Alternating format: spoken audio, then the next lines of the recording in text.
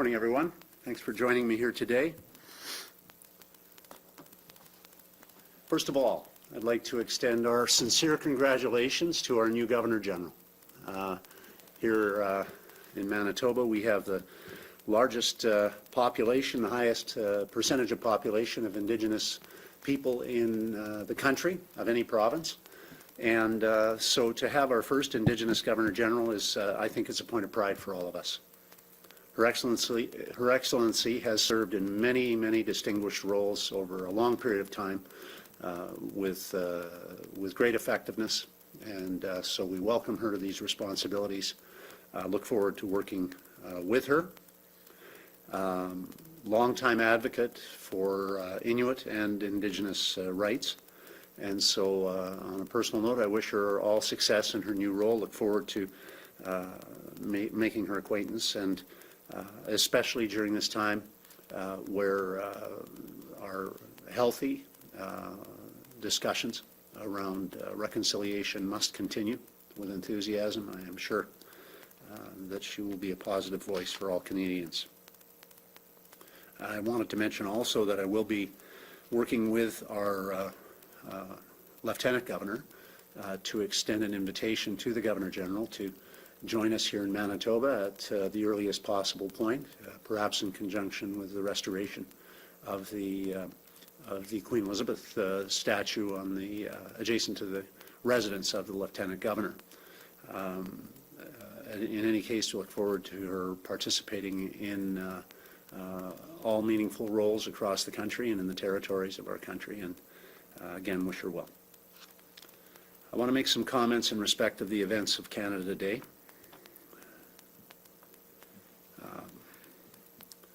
We all understand, and we should understand, that tearing down is a lot simpler than building up.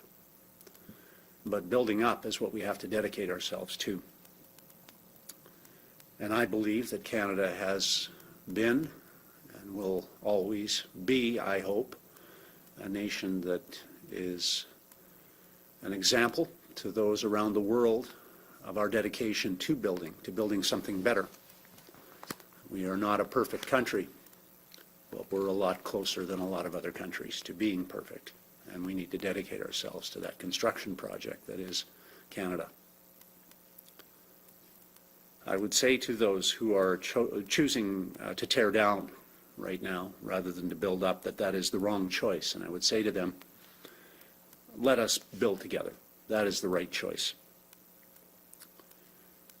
Throughout our country's history, well before we were acknowledged as a country, we were a home of hope to people from around the world who came from long distances away to pursue a better life for themselves, for their families. And we continue to be that beacon of light for people from around the world. We must be that beacon of light for our Indigenous people in this country as well. For too long, that has not been the case. The people who came here to this country before it was a country and since didn't come here to destroy anything. They came here to build. They came to build better. To build, they did. And they built farms. And they built businesses. And they built communities. And churches too. And they built these things for themselves and for one another, and they built them with dedication and with pride. And so we must dedicate ourselves to building as well, and yet again. Because what these people have done, our ancestors, is they've given us a heritage. And heritage is a complicated thing.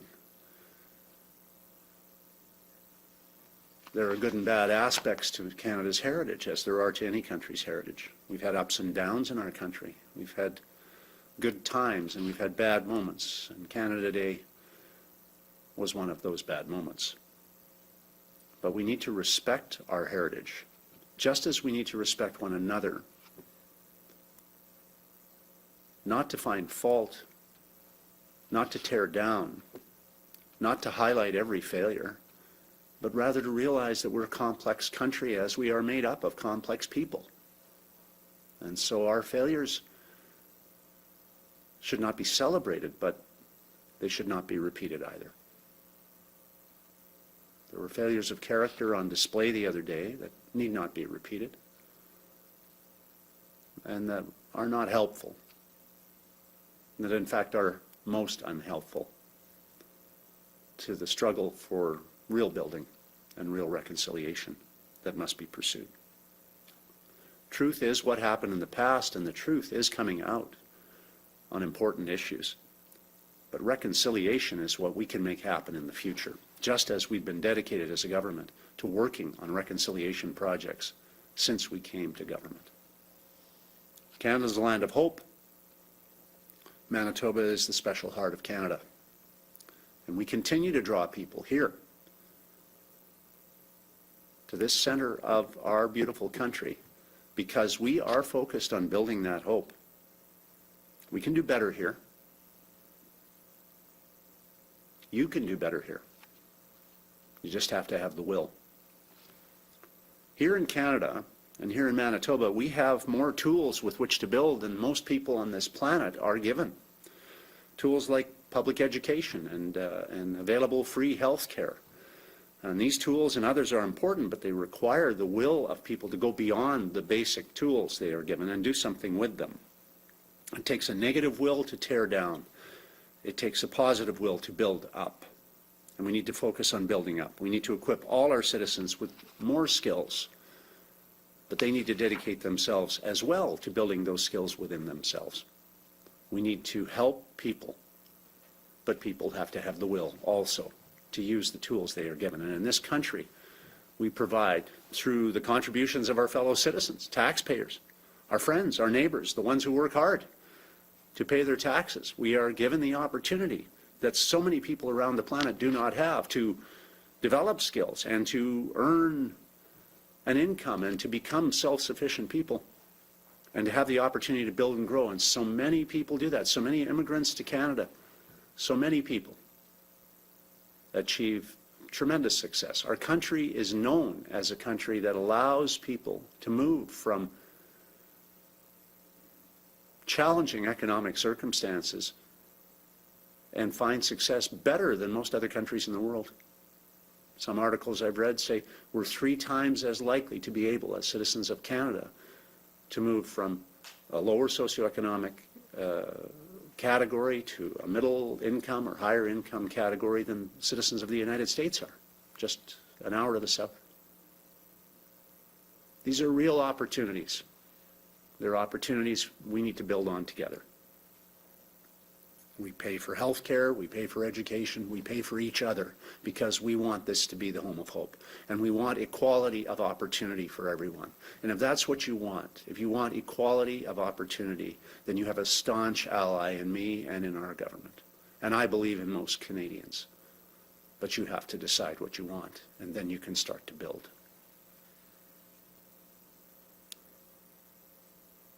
Never before in our lifetime have we recognized the value of our freedoms more than we do now in this age of COVID, because they've been restricted. And those freedoms include the freedom to protest. But the most effective protests are not violent ones. They are ones that demonstrate your willingness to dedicate yourself to respect and to peace. The freedoms we used to take for granted are freedoms of movement, of association, of religion, of, in fact, even to communicate with one another effectively, have been impeded, to say the least, by this pandemic. But they do highlight for me the vital importance not only of getting them back, but of using those freedoms to advantage, to build something better, not just for us as individuals, but for us as citizens, for us as friends, as relatives.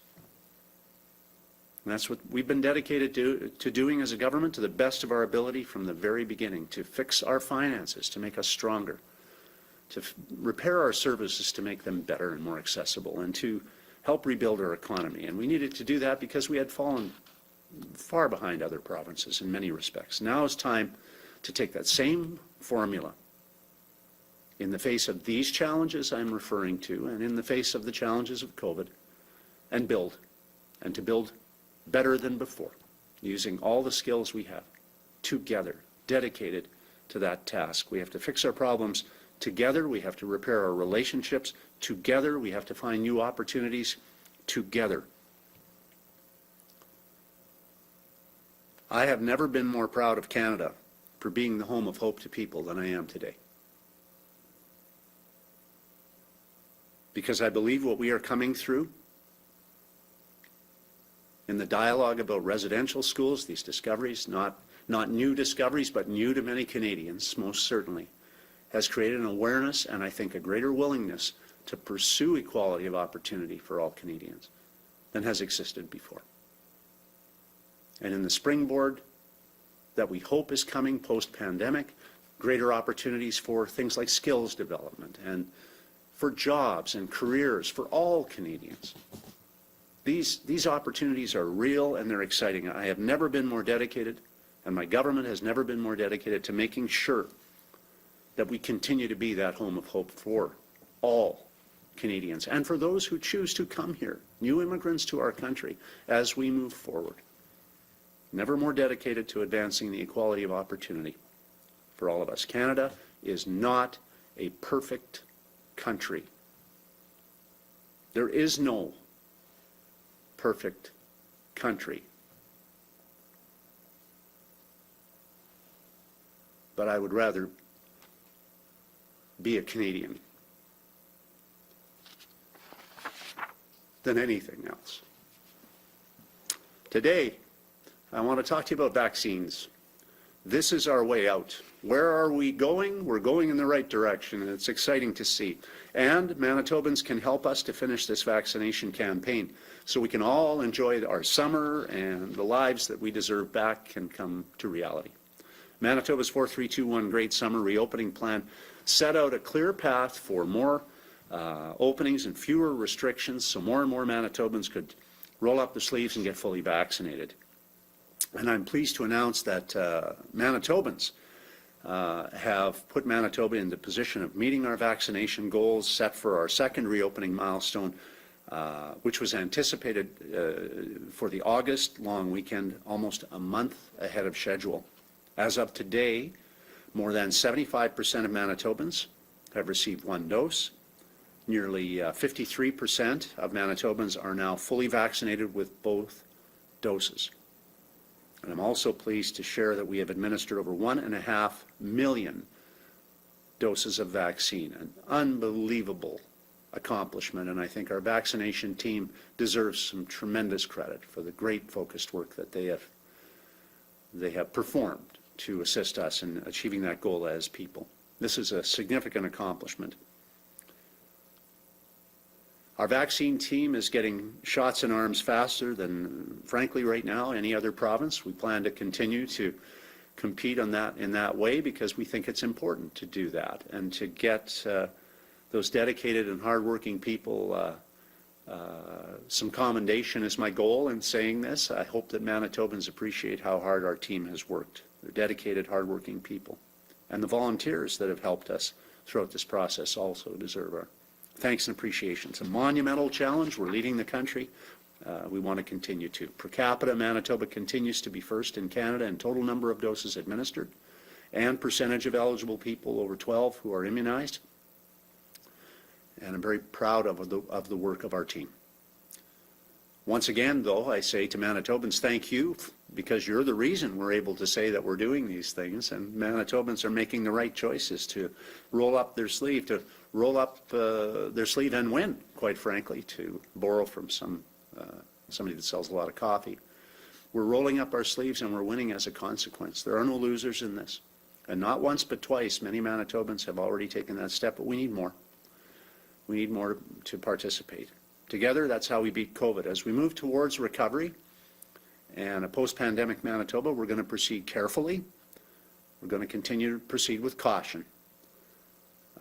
And we'll act on the advice, as we have throughout this entire pandemic, of Dr. Roussin and his team of medical experts to help us to keep COVID at bay as best as we can and to protect our healthcare system while we're doing so.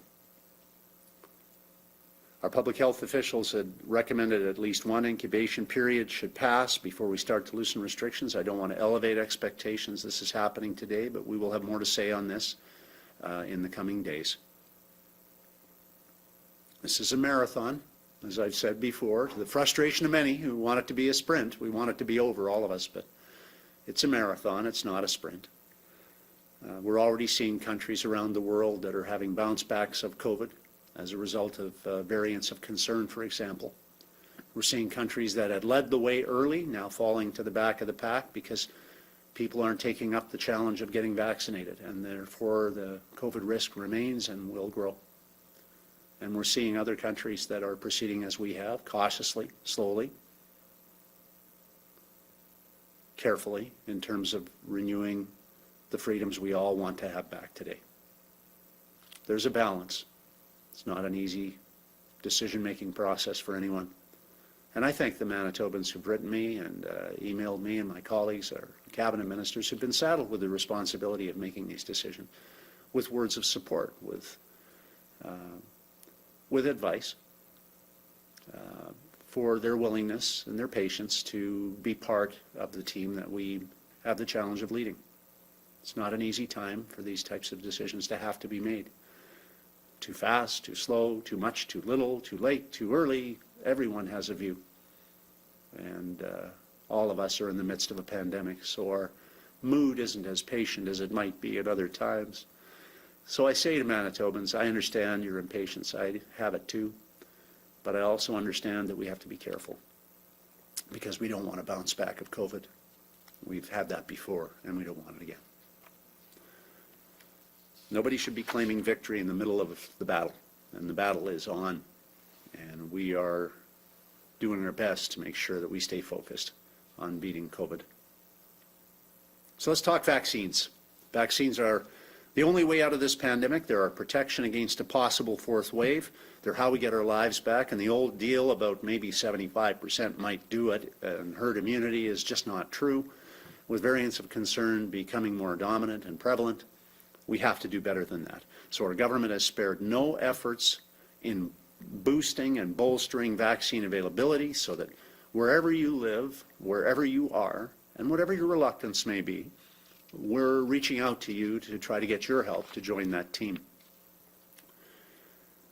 We're close to achieving all of our vaccination milestones earlier than we could have imagined, but we need that extra effort by every Manitoban now that's not yet vaccinated, not just once but twice, to roll up your sleeve and to push us across that finish line so we can reopen fully and safely. To help us achieve that goal, I am very pleased to announce today that we will be hosting a province-wide walk-in Vaxathon 1 week from today on Wednesday, July the 14th. And I encourage all Manitobans that have yet to be vaccinated twice to use that opportunity. On that day, every super site in the province of Manitoba is going to open up as a walk-in clinic only for any and all Manitobans that wish to show up. I'm told our vaccine team has made more than 20,000 additional vaccines available for that day, including approximately 7,000 Pfizer vaccines that are earmarked for those who are between the ages of 12 and 17. And just to put this in perspective, with bigger numbers, to achieve our Labor Day immunization milestone that we set out in the 4321 Great Summer Plan that we released a few weeks ago, we need about 33,000 more first doses and approximately 100,000 more second doses. And we can do this. And I am confident that if we keep working together to support Manitobans making the decision to roll up their sleeve, we'll hit our September long weekend targets faster. So if you haven't been vaccinated, this is your chance to show up and roll up your sleeve to win. So show up at a super site near you, roll up your sleeve, protect yourself, your family, your friends, and your community against COVID and the effects of COVID. There are 9 vaccine super sites across the province. There are hundreds of other locations as well, including pop-up clinics, doctors' offices, pharmacies, where you can get a vaccine. And an interactive map of the vaccine super sites, including their hours, is available at protectmb.ca.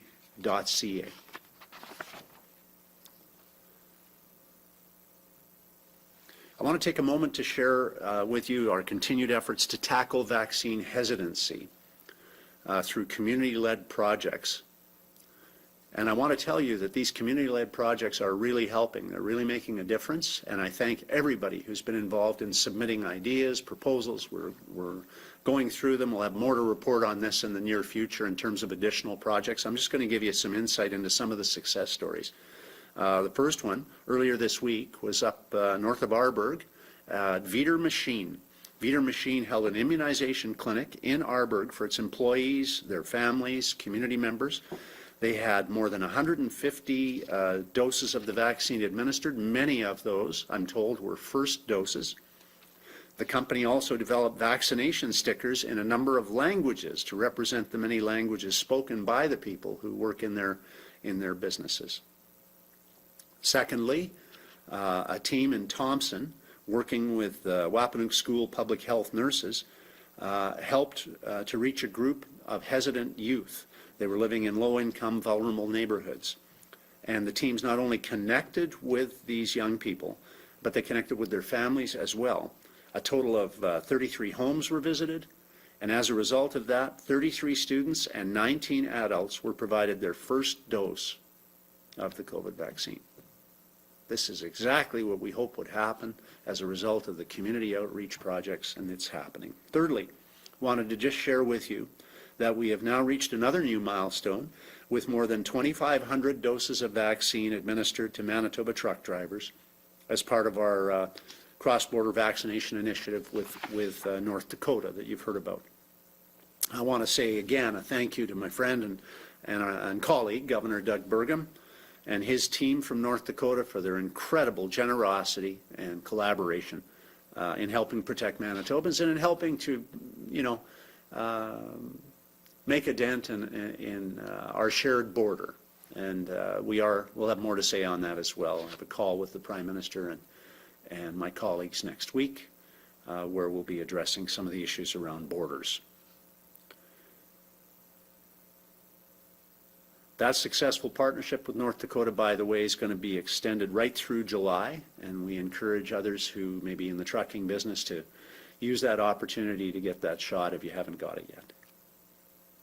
In addition, this week, as I alluded to earlier, we're going to provide another round of Protect MB community grants to support our local vax efforts. The ones I just alluded to are just some examples. And, you may be thinking as I share those examples with you, well, that's a small number. Those small numbers add up. They add up, and they are adding up, and it's great. So additionally this week, we're going to share with you some additional information and an update on those projects. But each of us has a role to play in protecting ourselves, and I want to say thanks to those who are playing that role and being supportive in this effort. Don't let up. If you haven't been vaccinated yet, please consider doing that as soon as you can. And if you have, get that second shot as soon as you're eligible. And I look forward to answering any questions you might have. Thank you, Mr. Premier. A reminder to our reporters on the line, you will have one preliminary and one follow-up question. Up first this morning from CBC Radio Canada, Mohammed. Hello, Mr. Premier, Mohammed for CBC Radio Canada. You gave some example today, but would you be able to share any numbers or indicators that show the effect of incentives on the vaccination campaign since the beginning of June?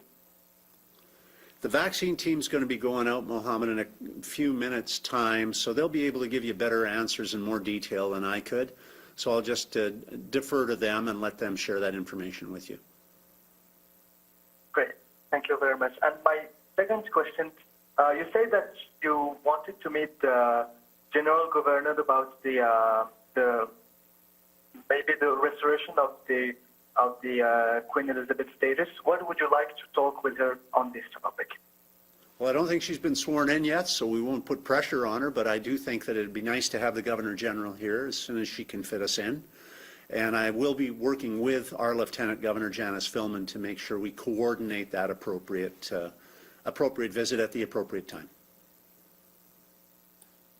From CBC Manitoba, Bart. And Mr. Premier, what new concrete measures or funds is the province providing to agricultural producers who are struggling with drought right now? Yeah, that's a really good issue to raise, Bartley, because the conditions are in some parts of the province. I was touring last weekend a little bit, and in the Interlake, for example, some very dry area up there. We're all hoping for rain because there was some timely rains a number of days ago, but we need more rain. The drought conditions are real, and of course that adds to the concerns not only for farmers but also for those who reside in areas near forests because of the fire conditions potentially being aggravated there. So that dialogue in terms of supports is something that will be underway. I have a discussion with the Ag Minister tomorrow. Okay then. What do you say to the notion of if the toppled statues are returned, what do you say to the notion of them returning with new interpretation and more of a broader historical representation on the ground at the legislature? Yeah, we actually had a discussion group underway for some time on the grounds, monuments, other aspects as well, Bartley, of that. And I think all those things are on the table. But I want to be very, very clear, the statues will go back up. As far as specific issues around location, though, I think that's a consultative process we're going to continue. And I'll make it very clear here, no one who was involved in the destruction of those statues or those flags and the damage to the grounds is going to have any place at the table around how we arrive at solutions that I think will meet the needs of most Manitobans who are fully dedicated to the nature of reconciliation as we believe it to be, which is nonviolent. From the Canadian Press, Steve. Premier, you said the statues will go back up, but the locations are to be determined. Have you had an assessment as to the damages, and especially the Queen Victoria one suffered extensive damage? Is that repairable, and what's the process for repairing it? Yeah, the Victoria statue is much more severely damaged, Steve. I can only say that evaluation's underway. As far as location, I don't think there's any doubt the Queen Elizabeth statue will go back where it belongs as the reigning monarch in proximity to where the Lieutenant Governor's residence is. That's the right place for it, I think. But the discussions around adding, that we alluded to in the throne speech just a few months ago, the possibility of an additional statue being added, that committee is underway. They're meeting, I think, even today. So these types of things are under discussion, but again, I want to make it clear they were under discussion before the dissatisfying and concerning events of Canada Day occurred, and I would want to make it clear that reconciliation efforts on the part of my government are going to continue, and they're going to continue with healthy dialogue, but that was not healthy dialogue. And you alluded to new public health orders likely coming next week, according to the release that was sent out just shortly ago. Can you tell us what the new health orders might entail? There are still some facilities that must remain closed, and there's virtually a ban on most indoor social gatherings. Yeah, well, Dr. Rousseau and I will use the same format that we've been using in almost all cases. We'll preview recommendations and then have some consultation opportunity, but we do want to do that to give advance notice of any changes where it's appropriate and helpful. I think everyone wants their lives back, but we all don't want a yo-yo effect, and we saw that, of course, in the third wave. We were able, with measures that we undertook and with the cooperation and support of Manitobans always being the essential ingredient to that, to shorten that wave, but it was pretty intense, as we all know. We don't want that to happen again. So we're going to take, no pun intended, conservative steps here to get our lives back, but we're going to do it with caution in mind and with the learnings that have come about as a consequence of the way we've dealt with this unprecedented situation over the last year and a half in mind. From CTV Winnipeg, Jeff. Oh, Hi, Mr. Premier. It's Jeff from CTV. Sorry, could I just ask a clarification question on the statues? Sure. Is the plan to fully restore them the way they were? Queen Elizabeth's going back, you say, where it is now. Queen Victoria might be somewhere else, and will you restore them exactly the way they were? Well, no, not necessarily the statues themselves, but in terms of the interpretive wordings and things like that, I'm familiar somewhat with many dedications and statues around the country that have had updated wordings or interpretive wordings added for greater clarification to put in a more modern context to assist, for example, student groups and tours that come by in understanding more fully the history as it's been interpreted by modern view. So that's we're not afraid of that. But yes, your interpretation's right. The locations of others, apart from Queen Elizabeth, on the grounds are up for debate, and they've been under discussion for some time.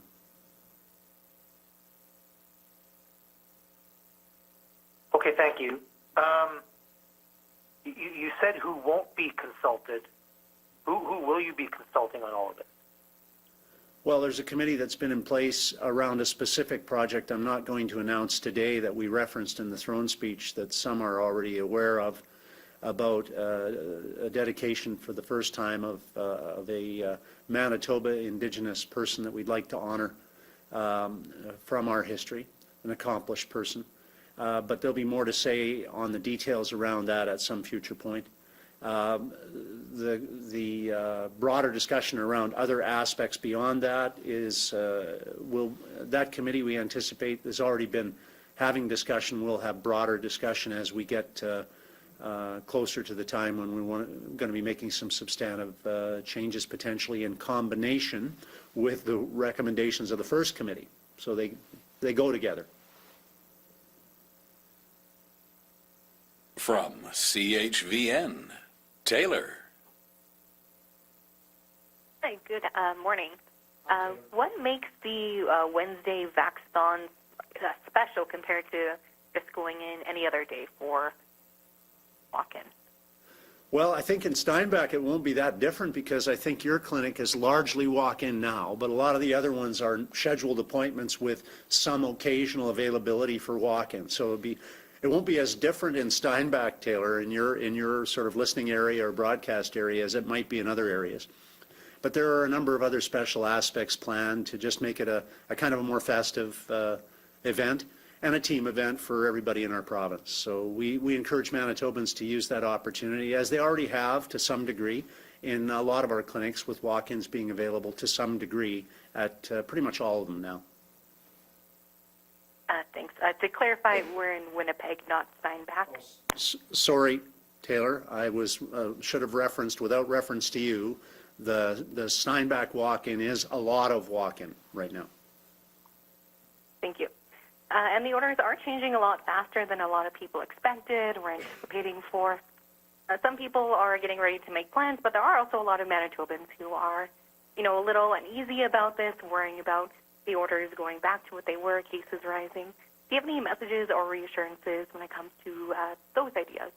Yeah, I'm getting used to this after a year and a half. I know most Manitobans, I understand, have been told repeatedly don't like me, and they want everything to be different than we're doing. So what I've got now is a situation where I've got a tougher skin. So I'm going to share that with you and say, every time we make a recommendation on a change on restrictions, I find that the media covers two camps.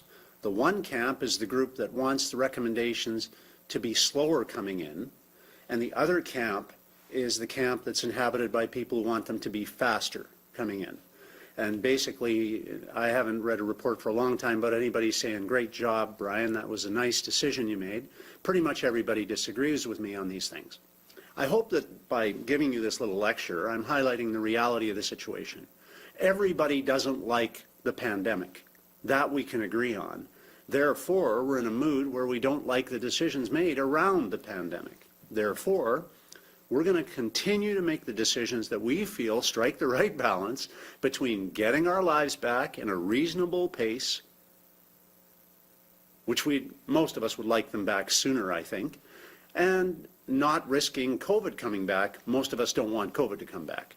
And we're going to try to do that in a way that protects people, protects small businesses, and positions us so that at the end of this thing, we come back well and strong. And that is the goal. Thank you. You bet. From the Winnipeg Free Press, Carol.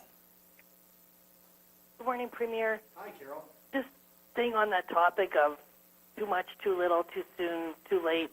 The doctors here are warning again that it's too soon to push ahead with Manitoba's reopening plan because of the threat posed by the rising number of COVID cases involving the Delta variant, which is more dangerous, that there needs to be 80% vaccination uptake rates and 2 incubation periods with low case counts.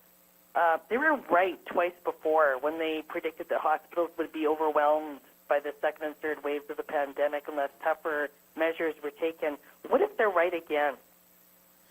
Yeah, that's a good point, Carol. What if they're right again is why we're going cautiously and carefully in terms of restoring the freedoms that people want to get back.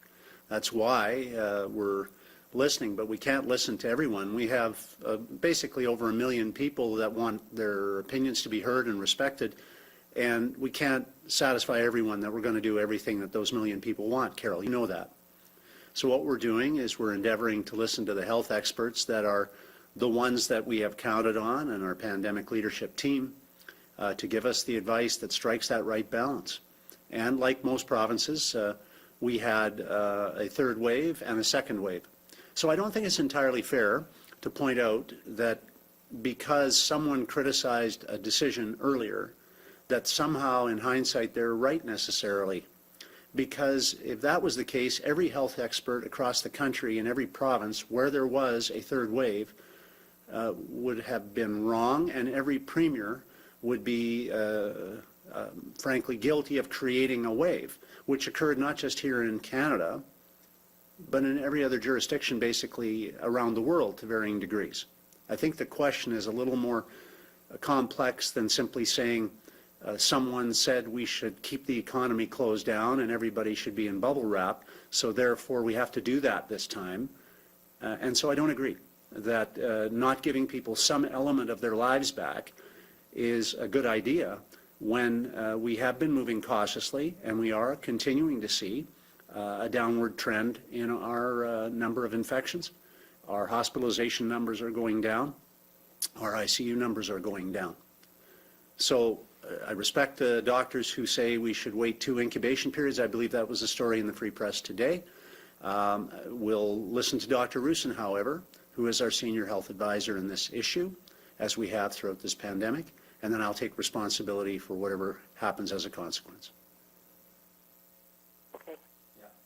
Last year, the Queen Victoria statue in front of the legislature was vandalized. Why has it taken so long to address concerns about her role as Queen when residential school policy was formed? And why has it taken until, the statue to be toppled and damaged to this extent for anything to happen? Like, why wasn't something done sooner about addressing, the statue and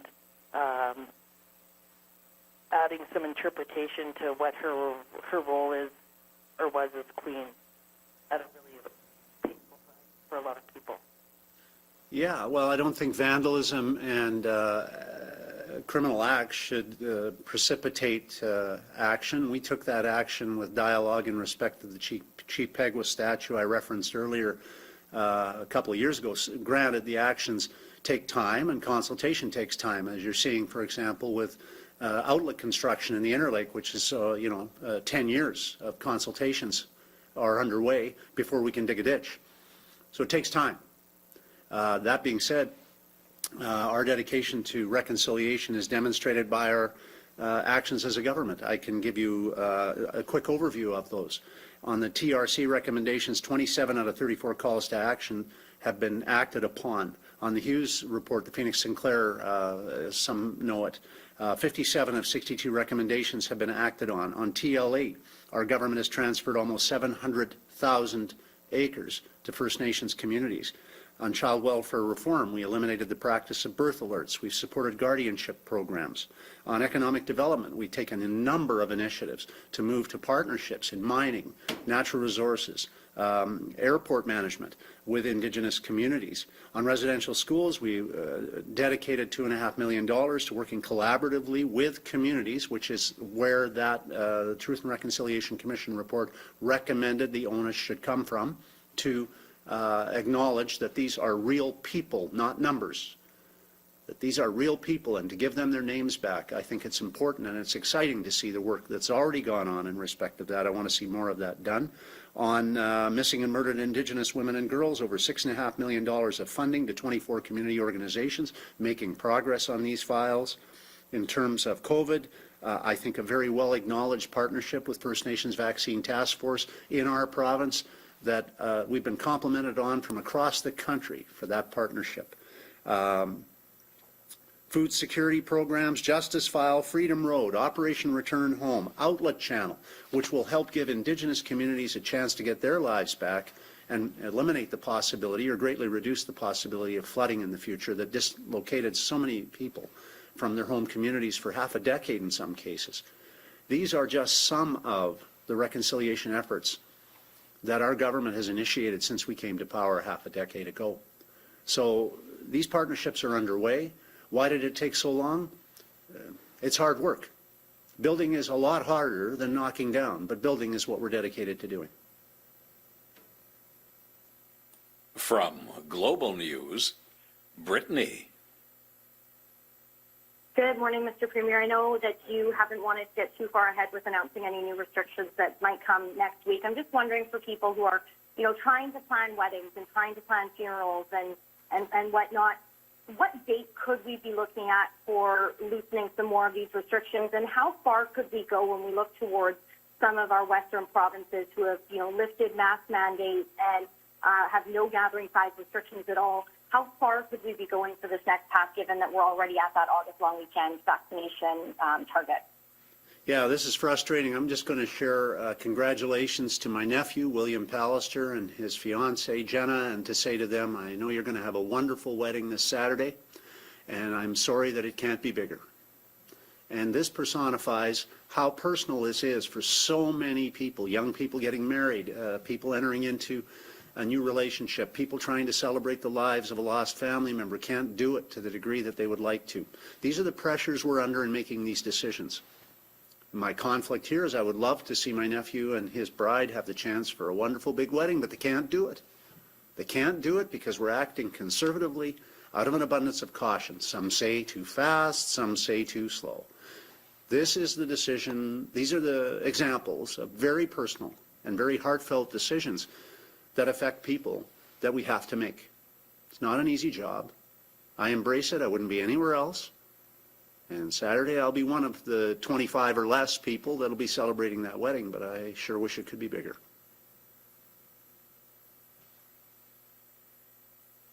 Thank you. And can you give anybody an idea as to when these restrictions will loosen? Will it be next Saturday, next Friday? What can people look forward to? And are there going to be any changes coming to people who are double vaccinated? Because we've heard that there's going to be more liberties for them, and we haven't seen a ton besides the few that were announced about 2 weeks ago.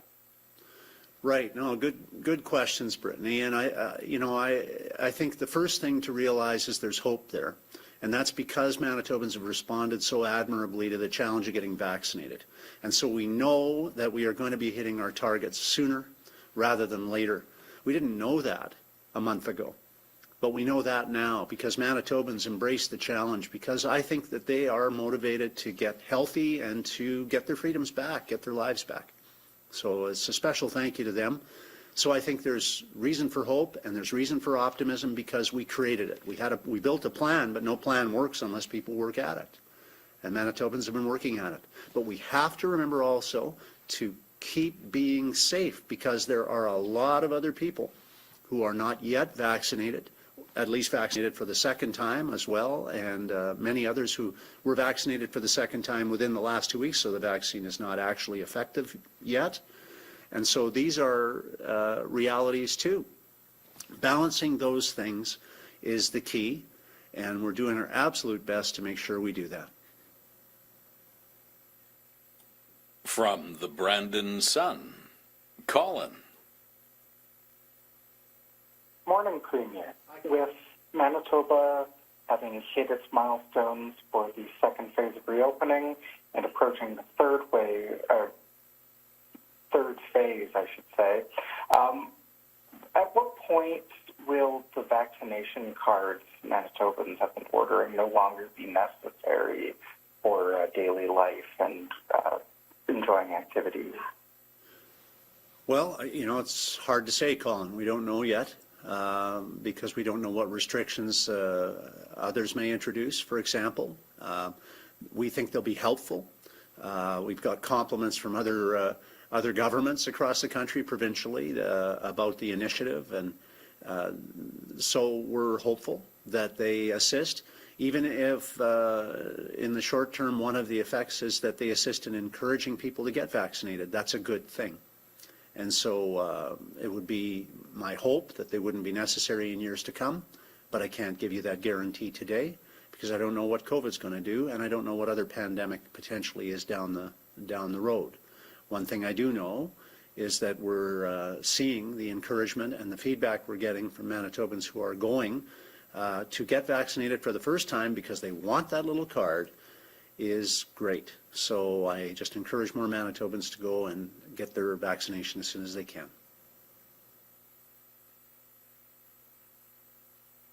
With the difficult situation with wildfires in British Columbia, has Manitoba received any requests for assistance for material or personnel to help fight those fires?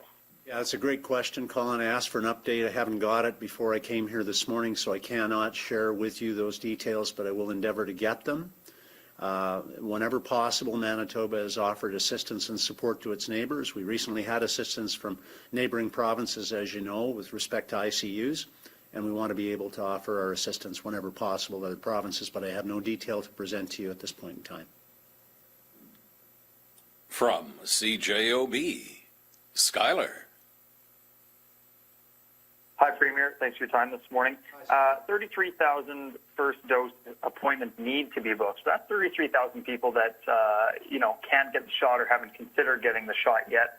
The initiatives that you mentioned are wonderful news, but, 200, 100 at a time, it doesn't sound like a lot given the road there is to go, but the province is still projecting a mid-August, that we should reach that 80% first dose uptake in mid-August. Is this really possible? Yeah, absolutely it's possible. Manitobans will make it so. And of course, remember that these community initiatives are reaching out in intelligent, strategic ways to help give persuasion that will work. And we're seeing that already. And as there'll be more to say on that tomorrow, I won't preface with any additional details except to say it does add up. Those numbers add up.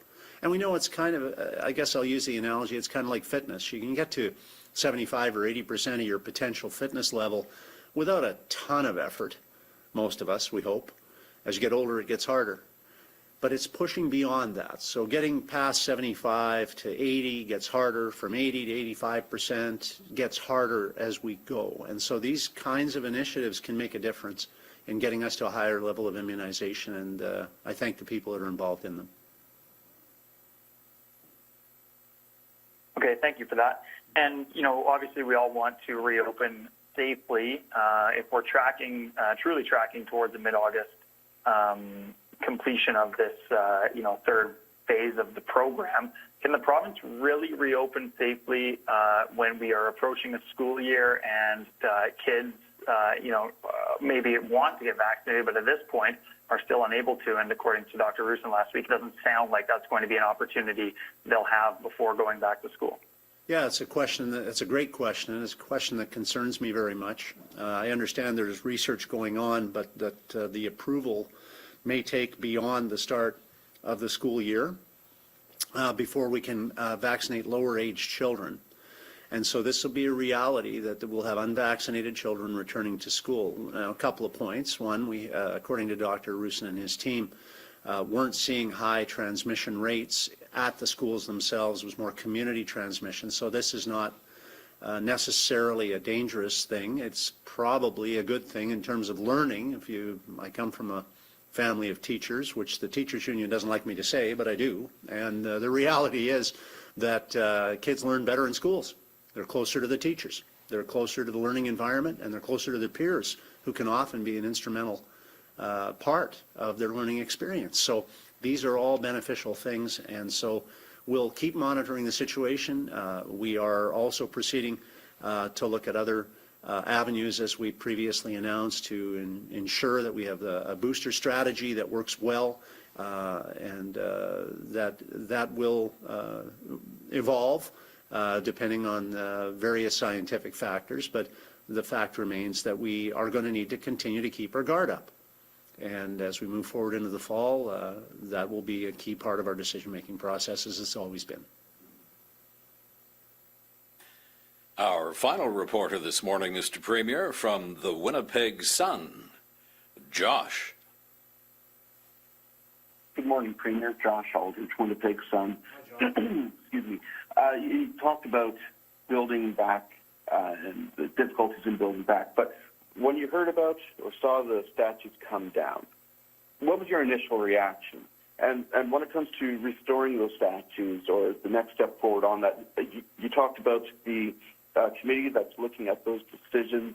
Are they just going to bring a recommendation forward to somebody? Who makes that final decision? Is it yourself? Is it the lieutenant governor? Is it the general governor? Who makes that final decision? Well, in terms of the two specific statues, Josh, if that's what you're referring to, of course will involve the LG and any decisions around the repositioning or refurbishment of statues. And I haven't had an opportunity yet to speak to our lieutenant governor specifically on this issue. But we've had a great relationship for a long time, and I know that we'll come to an amicable solution on the repositioning of that statue. As far as the rest of the strategy around statues, not just statues, should mention the unfortunate nature of the damages on July 1st wasn't confined to statues. It extended well beyond that. It extended to the grounds themselves. It extended to the flags and the flagpoles. The disrespect that was shown was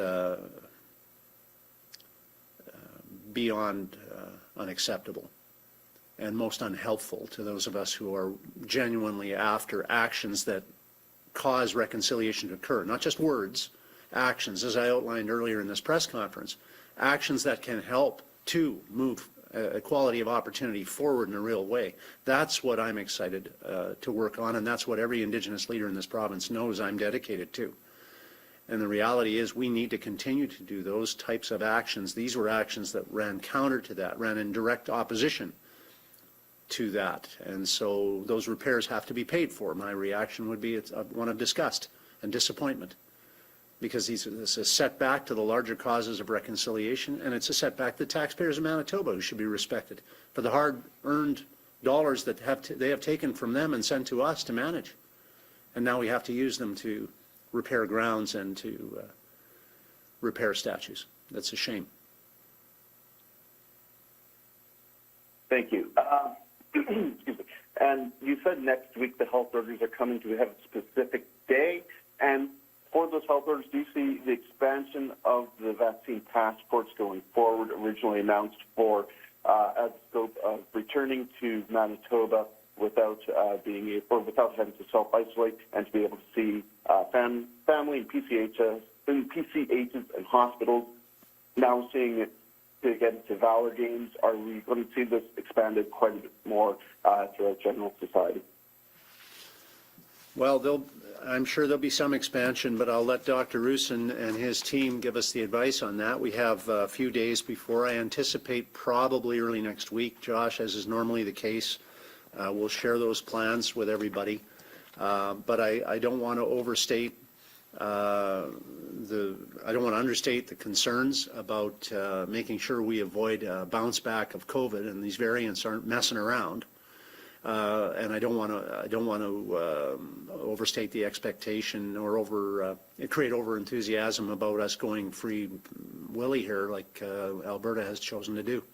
The reality is we've got a different situation here. We got that third wave later here.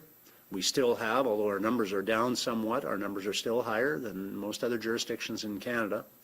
And we have a lot at stake, but we're going to get our lives back. And so I don't want to rain on the parade, but as is always the case, somebody's going to say it's too fast and somebody's going to say it's too slow, and I get to say. So I accept that responsibility. I also get to say, welcome back to Heather Stephenson, our health minister, and a full recovery, of course, and we're excited to have you back. Thank you, sincere thank you to our Deputy Premier, Calvin Gertson, for filling in the interim period. We were great to have you. You're a tremendous public servant, and we thank you for your work.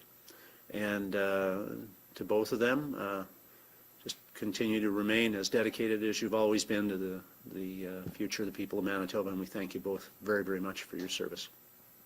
All the best to everybody.